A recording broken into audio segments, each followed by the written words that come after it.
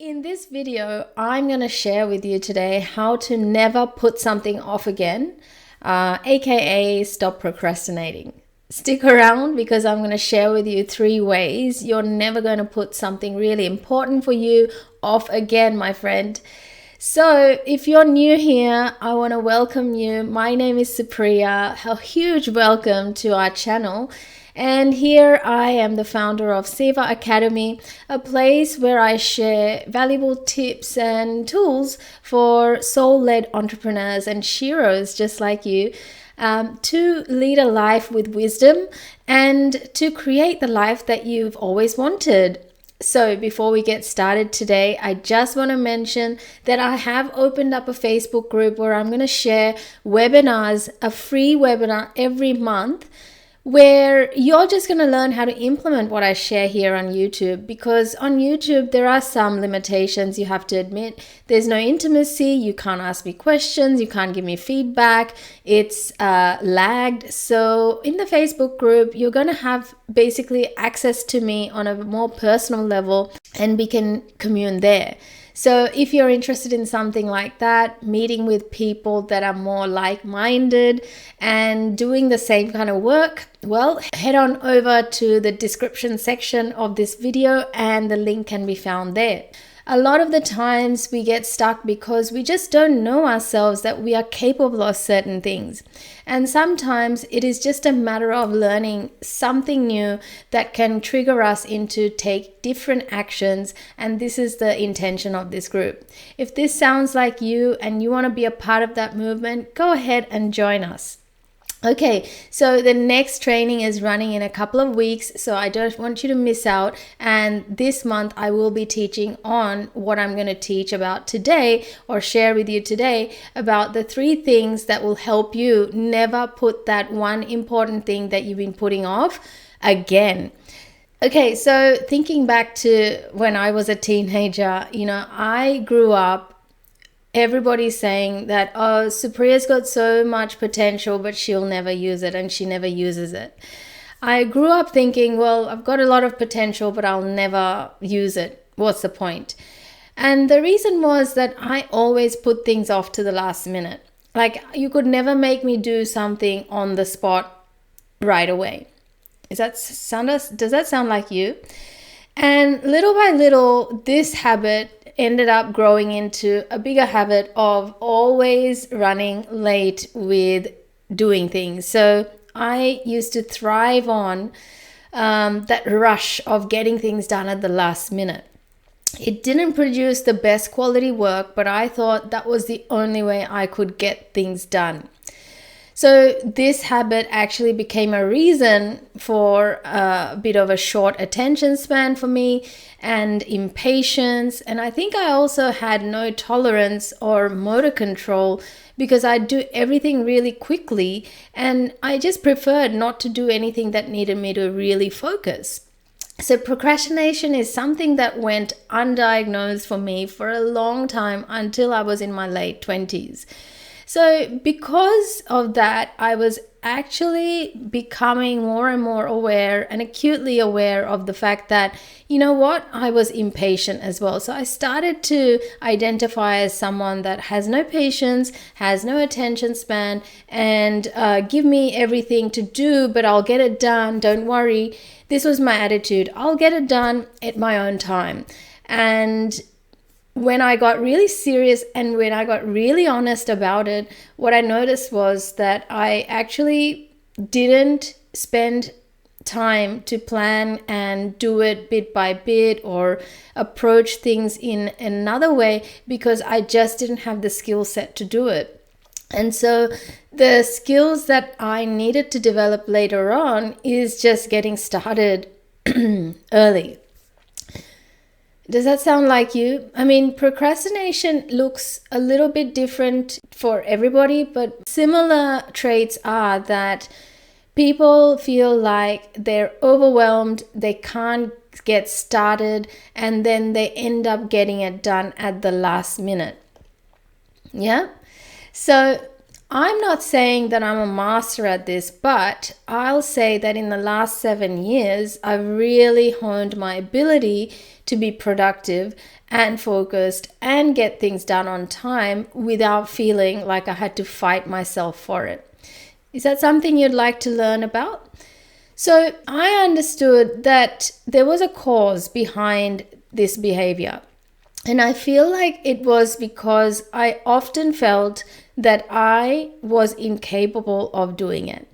And lo and behold, yes, when I dug deeper, there were some traumas from my childhood that really affirmed to me that I was incapable of focusing, and I wasn't able to do it. I wasn't good enough. I wasn't, able to do what I was wanting to do. I always had to push myself to it. I always had to be pushed to do it. And if there was no urgency, then I would not naturally do it. Now, this is not the way you can run a business or lead a team or lead a life that is, that's created by you. Because if you're constantly needing pushing and you're not leading yourself to take the right action at the right time, then it's going to be very difficult for you to step into leadership. Does that make sense? So let's understand what procrastination actually is, or what actually causes it. See, in my understanding, there are 3 main categories of reasons that we put things off for. And those 3 categories are, look, there might be many variations of these categories that I give you, but mainly these are 3 categories I've found to be simple enough to understand and now remind myself to always be aware of, so that I go the opposite way of procrastination and into taking action. I hope and I trust that will help you too. Now, reason 1, not having a compelling reason of why I need to take action on this thing. Reason 2 can be that I don't really see a finish line. Like, I don't really know when I can get it done. And number 3 is not feeling like there's anything for me in it. Like, if I don't see a reward in it, then I won't feel motivated to take action. So for me, I feel like if I never had a clear idea about why it is that I should take action on this, other than maybe getting into trouble if I don't finish the assignment, or maybe getting into trouble if I don't pay this bill, like if it's not a fear-based reason, then I would never take action in the past. And if it didn't have a finish line, meaning if there's no expiry date or a hand-in date or any kind of a penalty in front of it, then, what's the point? There's no rush. There's no one behind me. And then the last one is I'm not getting rewarded for it, especially when it comes to paying a bill or doing your budgeting, doing your planning. What's the reward in it? And maybe there are no short-term rewards, and that's why people just don't take action. And so how to meet these needs and, how to actually look after these then makes sense for someone to take action, because it is possible. It is possible to actually take action on the mundane to the most important when it is your responsibility, and doing it on time is exactly the antithesis of being a procrastinator. So today, I want to share with you how to do that, because that is the main point of this video, and I will trust that that will help you too. As you grow in your business and your success journey, you will have to develop your ability to do the things that you are so uncomfortable about, but this method is going to help you and will always help you take action and never put anything off again. Also, just a little bit of a caveat, like last week I shared about productivity. Now, in this episode, I'm not talking about productivity at all. In this video, remember, I'm not talking about what tasks you choose to do yourself or delegate or delete or put off, right? We're not talking about planning here. We're just talking about taking action. There are many things that we just don't do. If I think about Mel Robbins, have you heard of Mel Robbins? Mel Robbins talks about the 2-minute rule. She's like, if you can do something in 2 minutes, just get it done. Just get it done. Don't wait. So like maybe you've got the washing on the line and it's dried up and it's going to take you 2 minutes to take it off. Just take it off. Don't wait for another time. Another rule she talks about is when you're laying in bed, if you're thinking of staying in bed, then give yourself the 5-second rule. Count to 5 and get up. Otherwise, what tends to happen is that you just keep laying in bed. Now, those are all Mel Robbins' techniques. Today, I'm sharing with you my technique on how to take action towards things without ever putting anything off. And I'm really looking at tasks that are important for you, that are good for you, so that you never put anything off again. Sound good? So here are 3 steps for any task, especially tasks that must be done. Step number 1 is identify your compelling reason. Step number 2, put a finish line on it. Step number 3, choose a short-term reward for getting it done. So let's get started with step number 1, identifying a compelling reason for this task. Now, it might be something as little as paying your debt off, right? And you might go, well, your usual narrative might be, well, I just want to pay as less as possible. I just want to put it off, and etc., etc. But if you can find a compelling reason, like, well, being debt-free means, and I'm talking about consumer debts, right? These are debts that grow with interest. So you want to get rid of them. You never want to have consumer debts. And so looking at the worst case scenario is that you're going to end up having to pay double. That's a compelling reason. But what's the compelling reason for you? The compelling reason could be that as long as you have this debt, you're going to be always worried, isn't it? So the more you pay this debt off, the less worry you have. So think about what that compelling reason is for you to be taking or approaching this task with immediate action. That's step number 1. Because the less you worry, the more free you feel. And the more bandwidth you have to be doing all the things that are meaningful for you, like having fun, enjoying your time with others, with your family, with your friends, and yourself. Step number 2 is putting a finish line on it. You must learn how to draw a line for yourself. Even though there may not be an expiry date or a hand-in date or a date from others, you must draw a line in the sand for you that, hey, I'm not going to spend longer than this on this. Quite recently, I learned something new about my tasks, and that is you don't have to spend as long as you think you need to. One of my mentors, Matt Lavaz, once mentioned that, sometimes we can take 12 months to do something, and the same task can be done within 12 weeks or 12 days. It's all up to you.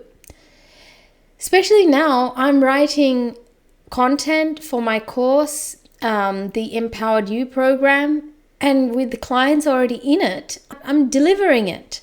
I'm delivering it every fortnight. So I have to get it done, right? And so if I have to get it done, then I can't be just, spending my whole time on it because I've got other things going on too. So I have to draw a line in the sand and go, no, this is the exact time I get to do it, and this is when I'm going to get it done by.